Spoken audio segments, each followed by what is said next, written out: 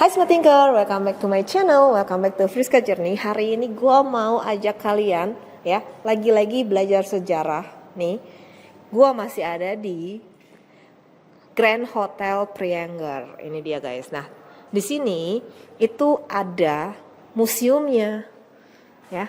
Jadi di sini tuh ada museum namanya Museum Prianger. Kenapa? Karena memang ini adalah salah satu tempat wisata juga, cuman this is hidden gem guys. Jadi kalau kalian nggak masuk ke Hotel Prianger ini ngobrol sama resepsionisnya dan lain-lain ya, of course kalian nggak tahu ya. Jadi ini kenapa? Karena ini emang paling lama ya. Jadi di sini kalian bisa lihat nih, ini ada foto keindahan Bandung zaman bahla, zaman dulu gitu ya istilahnya ya. Ini ada yang dimana ini dari tahun 1934, keindahan air terjun Curug ya.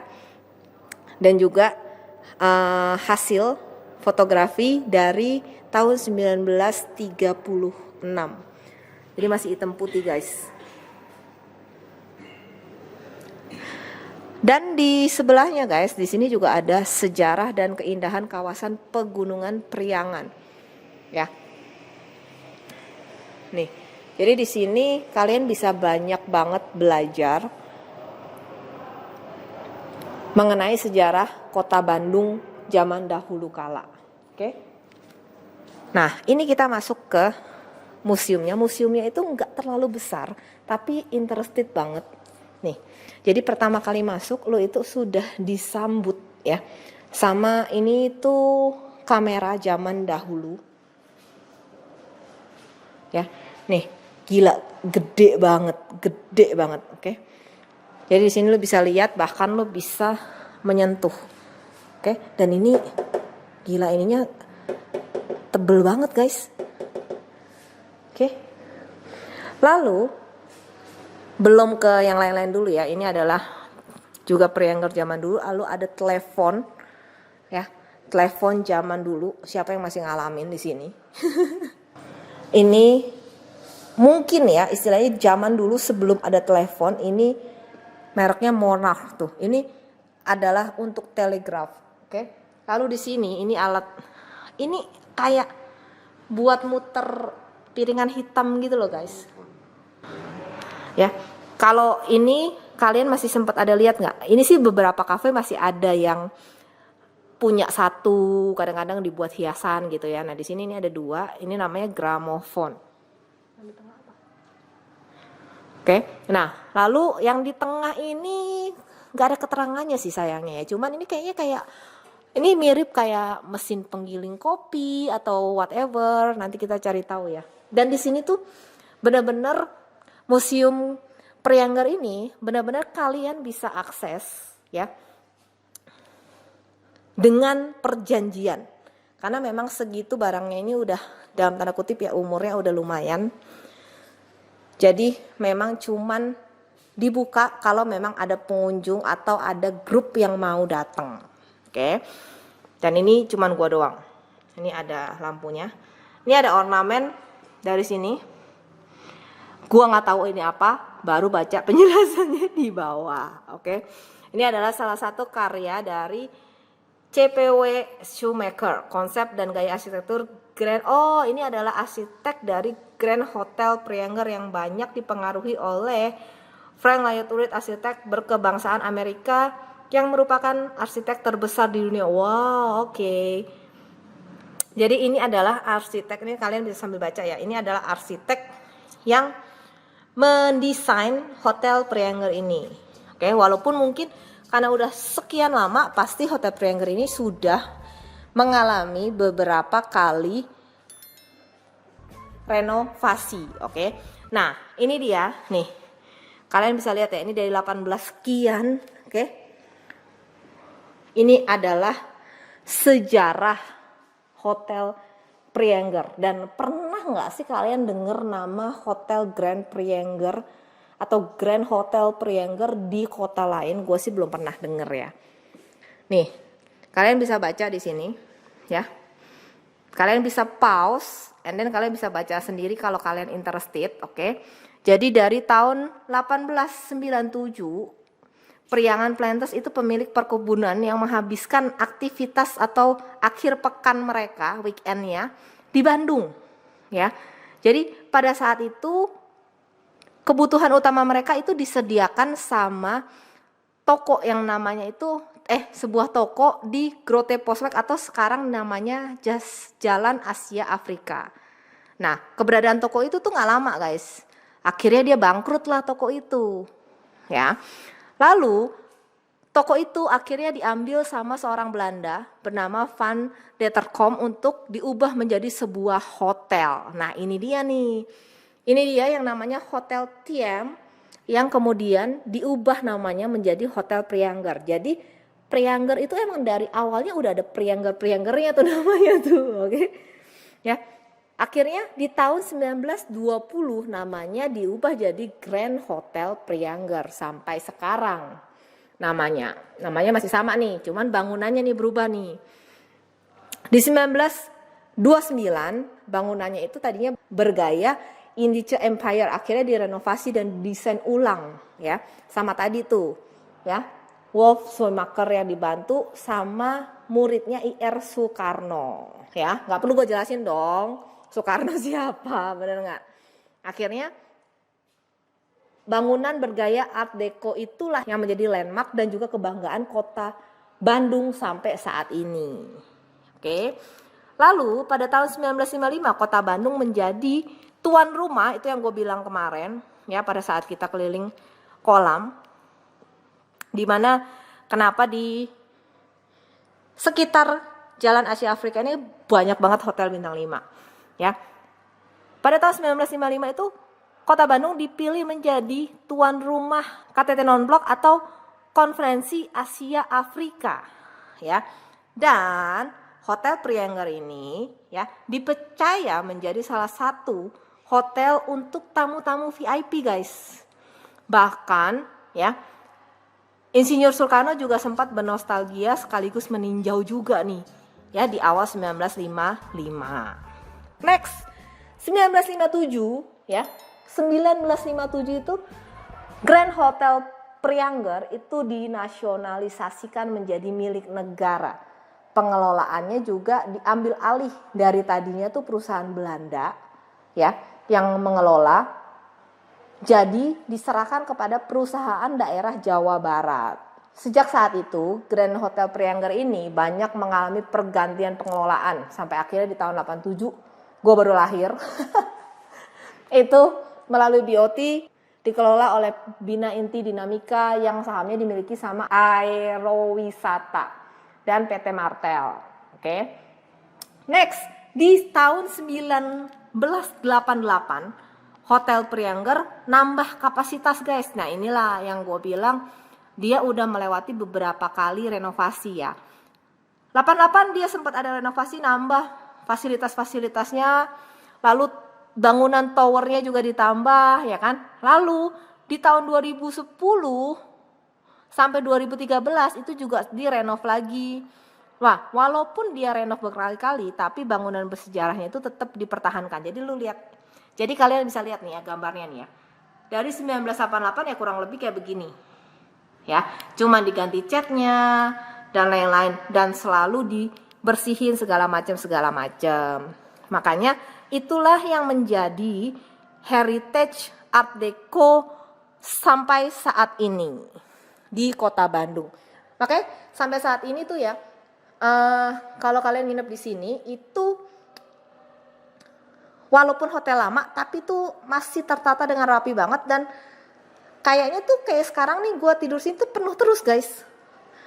Nah ini Charlie Chaplin ini adalah salah satu komedian ya internasional, of course internasional, siapa yang nggak kenal ya kan. Ini juga salah satu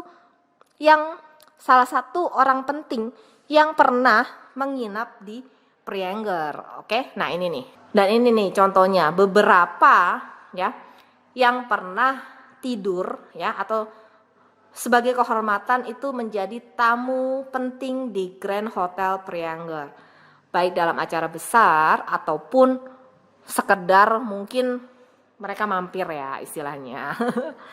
Ada Bapak Soekarno, Charlie Chaplin, Amelia Earhart, Gamal Abdul Nasir, ya kan, King Faisal dan lain-lain. Dimana itu banyak banget istilahnya orang-orang penting dari negaranya masing-masing ya, raja-rajanya, prince-nya dan segala macam. Dan ini adalah salah satu kursi yang masih dipertahankan sampai saat ini, sampai istilahnya dipoles sedemikian rupa, jangan disentuh, jangan didudukin, oke? Nah, di sini ini juga ada. Ini lucu banget sih, gua pernah ngalamin yang namanya mesin tik sih. Tapi ini bukan mesin tik guys, ini adalah sama kayak tadi, ini adalah telegraf dengan model yang berbeda, lucu ya. Nah di sini dijelaskan mengenai salah satu tamu penting di Grand Prianger. Kalau tadi dijelaskan mengenai Charlie Chaplin, ya. Ini kalau kalian lihat nih ada yang kedip-kedip ya. Ini adalah sensor keamanannya mereka guys, CCTV-nya. Jadi maafkan kalau cahayanya ini, karena mereka benar-benar ngelindungin banget historicalnya mereka. Nah di sini mereka menjelaskan mengenai biografinya Amelia Earhart, di mana beliau adalah seorang pelopor penerbangan, penulis juga dan pejuang hak wanita Amerika Serikat. Ya, beliau lahir di 24 Juli 1897 dan memecahkan banyak rekor terbang. Oke.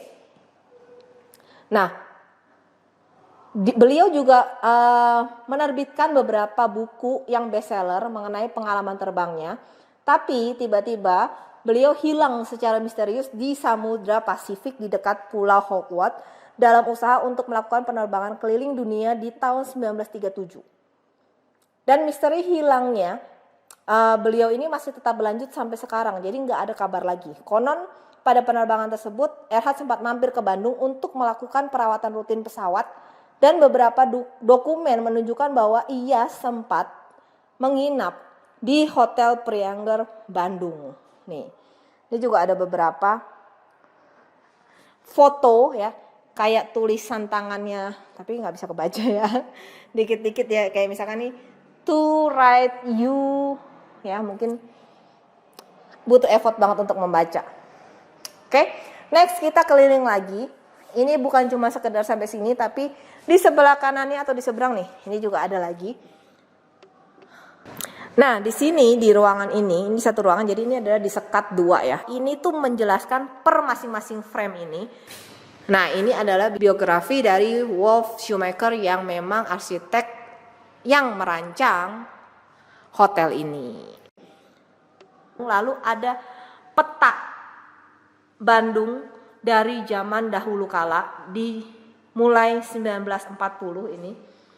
Lalu ada bangunan-bangunan bersejarah di kota Bandung. Ya, ini ada gereja Bethel, ada Bio Farma,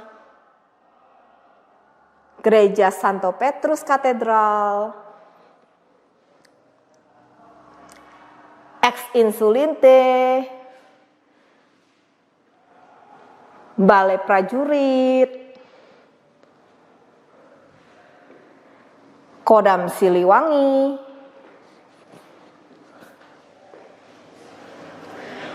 Villa Isola,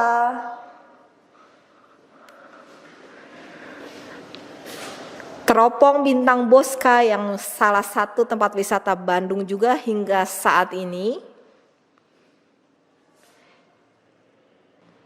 Landmark Building, Gedung Merdeka, and of course Grand Hotel Prianger. Dan juga beberapa perkembangannya hingga saat ini. Oke guys, jadi itu dia ya. Sekilas mengenai Museum Prianger. Mungkin kayaknya memang Museum Prianger, museum hanya untuk hotel itu aja. Enggak, karena memang satu hotel itu sangat istilahnya berdampak banget atau berpengaruh banget sama kota Bandung secara keseluruhan. Dan dengan lu masuk ke Museum Prianger ini, which is ya, lu bisa melihat juga sejarah-sejarah kota Bandung zaman dahulu kala. Jadi kalau kalian ke Bandung, kalau kalian nggak mau nginep di Hotel Priangernya pun, kalian bisa banget datang ke sini dan kalian bisa izin ke resepsionisnya, kalian tanya, atau ke security-nya bisa tanya, Museum Priangernya lagi buka nggak? Oke. Dan kalaupun nggak buka, kalau kalian ada beberapa orang, mereka juga mau open untuk private seperti gua saat ini. Jadi kalian bisa request untuk reservasi di sini. Dan biayanya itu murah banget guys. Untuk kalian masuk ke sini itu kalian cuma perlu bayar 5.000 doang. Dan kalian bisa tahu kayak flashback kota Bandung zaman dulu tuh kayak apa. Dan kalian bisa lihat alat-alat zaman dulu yang gua belum pernah lihat juga. Oke, jadi itu worth it banget. Gue jadi tahu telegraf, lalu kamera yang segede-gede gaban gue baru lihat. Dan gue juga baru tahu bahwa ternyata ini hotel itu tempat pernah dikunjungi atau diinapin oleh tamu-tamu petinggi yang sangat luar biasa ya, seperti Bapak Soekarno, Charlie Chaplin dan lain-lain. Oke. So, thank you for watching. Jangan bosan untuk belajar apapun caranya ya. Bahkan kayak gua jalan-jalan sambil belajar, paling enggak mengasah sedikit otak zaman dahulu kala, zaman dulu tuh kayak gimana, oke? Thank you for watching. Jangan lupa untuk dukung gua terus. Jangan lupa untuk subscribe YouTube channel Friska Dewi dan nyalain loncengnya biar kalian nggak ketinggalan video-video terbaru dari gua. Jangan skip iklannya ya. Jangan lupa komen, like, share, and always think smart. Bye-bye.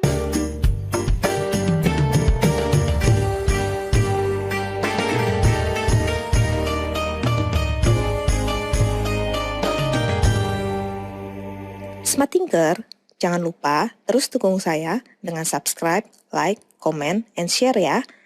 Subscribe, comment, like, share, masih gratis kok. Tapi dengan semua dukungan dari kalian, itu akan sangat membantu kita untuk mencari ide-ide yang baru, membuat video-video yang baru, memiliki konten-konten yang kreatif, sehingga bisa membawa manfaat bagi kita semua, terutama bagi Indonesia. Terima kasih.